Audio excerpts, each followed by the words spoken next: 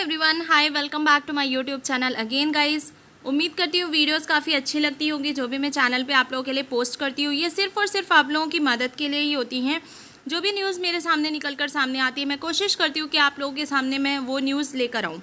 सो आज हम बात करने वाले हैं EPFO कर्मचारियों के लिए जो बड़ी खबर आई है।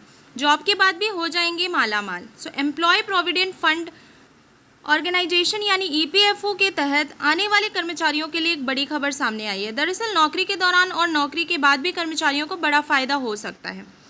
भारत सरकार नौकरी पेशा लोगों के लिए भी समय समय पर कई बड़े कदम उठाती है। इस कदम के तहत जॉब वाले कर्मचारियों को फ़ायदा पहुंचाने की कोशिश की जाती है।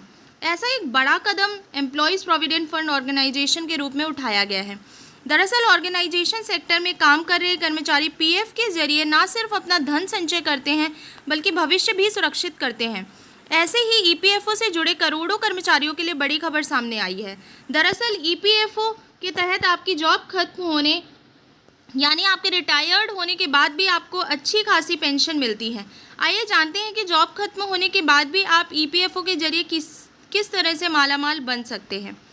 सो गाइस, EPFO में कितनी तरह की होती है पेंशन। PF खाते में कर्मचारी के साथ साथ नियोक्ता यानी जहां वह काम करता है वो कंपनी भी अपना सेम राशि के रूप में कंट्रीब्यूशन करती है।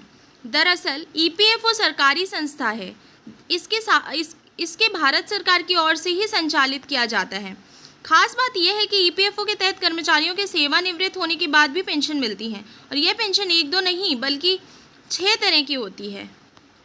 वेतन का 12% होता है खाते में जमा। ऑर्गेनाइज्ड यानी संगठित क्षेत्र में काम कर रहे कर्मचारियों का EPFO के तहत खाता होता है। इसी खाते में उन्हें अपने वेतन का 12% हर माह जमा करना होता है।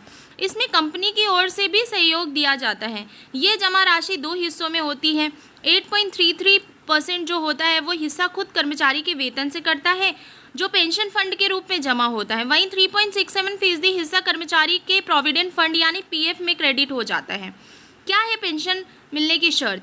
किसी भी संगठित क्षेत्र का वह कर्मचारी जिसका EPF में खाता है और उसकी उम्र 58 वर्ष पूरी हो गई है या फिर उसे किसी कंपनी में काम करते हुए 10 वर्ष पूरे हो गए हों तभी वह पेंशन के लिए पात्र होता है। कर्मचारियों को अलग अलग तरह की पेंशन व्यवस्था की गई है। कुल 6 तरह की पेंशन दी गई है जो इस प्रकार है। Early pension. इस पेंशन स्कीम के तहत कोई भी एम्प्लॉय जिसे कंपनी में काम करते हुए 10 वर्ष या उससे अधिक वक्त हो चुका है लेकिन वह 58 वर्ष की उम्र से पहले ही रिटायरमेंट ले लेता है तो वह इस स्कीम के तहत पेंशन का पात्र होता है। इन एम्प्लॉयज़ को अर्ली पेंशन के तहत उसके वेतन के मुताबिक पेंशन दी जाती है। सुपर एनुएशन।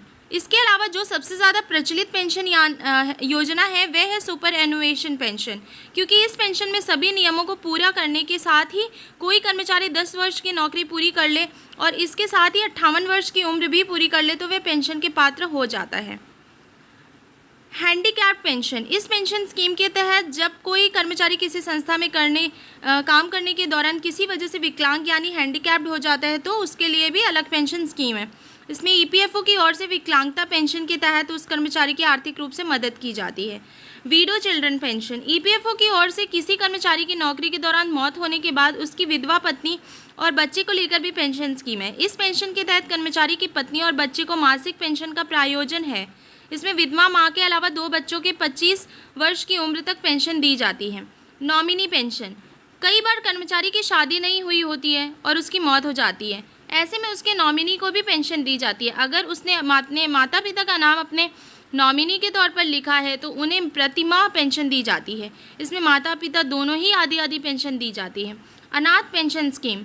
इस स्कीम के तहत अगर कर्मचारी की नौकरी के दौरान मौत हो जाती है और उसके बाद उसके पार्टनर का भी निधन हो जाता है तो ऐसी स्थिति में उनके बच्चे जो अनाथ हो जाते हैं उनकी मदद के लिए कर्मचारी निधि से उन्हें पेंशन दी जाती है।